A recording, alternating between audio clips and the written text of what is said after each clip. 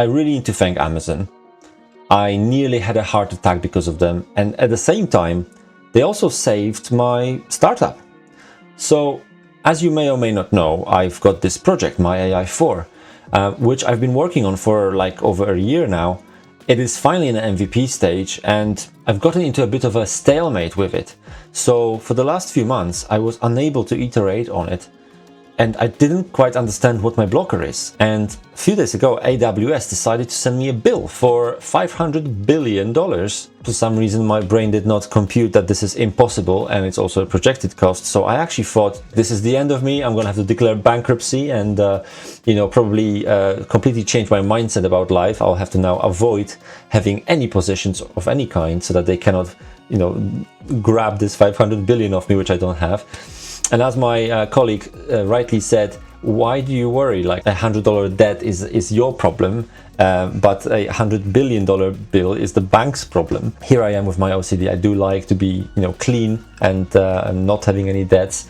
So it was quite distressing, let's say. I didn't realize how big the number is. And I thought some hacker has got into my account and, they've started some services, some resources. Or maybe that my app isn't as secure as I hoped. And actually someone managed to accrue some, let's say storage. Let's say, I didn't think straight at that moment. So I decided I'm going to just stop everything just in case. So I stopped my prod. I stopped my MVP of my AI 4 streaming. When I actually cooled down, I thought, well, okay, I need to restart it. I restarted it, and turned out that something didn't work.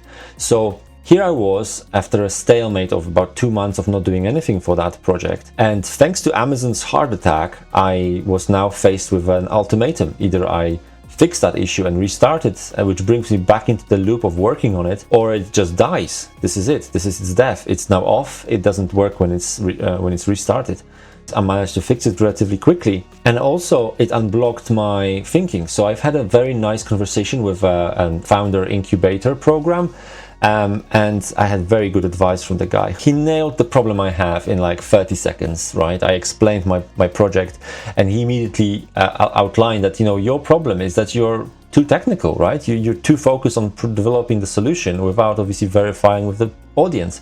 And spot on. And the fact is, I knew that about myself. So the scary thing is that I actually knew it. I saw myself do it, and I was like just still doing it. I was still avoiding the task of actually going out to people and presenting my idea, even without any product or MVP or POC behind it. When I spoke to him, that was the second thing that was unblocked. So that and AWS really put me on track.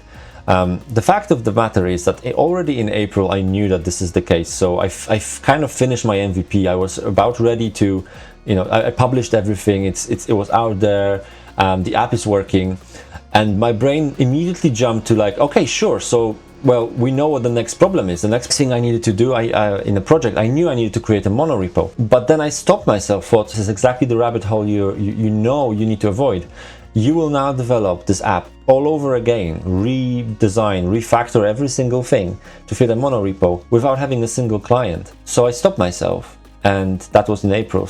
And I thought, okay, I need to set up the company, set up the social account, set up the bits and pieces that allow me to talk about it. And I did all that, and then learned that actually that is all useless too, because if you're just created a company from scratch, you don't have any presence, no one knows who you are, so they'll just ignore you effectively. The solution to this problem was also known to me. Like, I have to start talking about it again. I have to start talking about it like I'm talking to you now. It took me another 3 months to kind of finally gear up to do it, and this Amazon fiasco really helped. So here I am recording the first video of a founder series.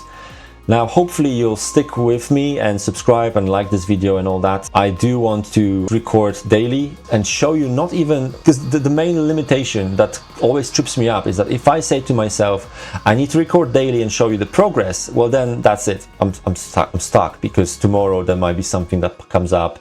There's a busy family life and busy work. And I might not work on the project, and I'll be like, well, fine, so I haven't recorded, therefore let's give up, because I failed you guys, right? So the concept is different. I'm going to record regardless and just give you an update on what a founder's journey is like when you have a busy life and you still want to publish something that you think is meaningful. So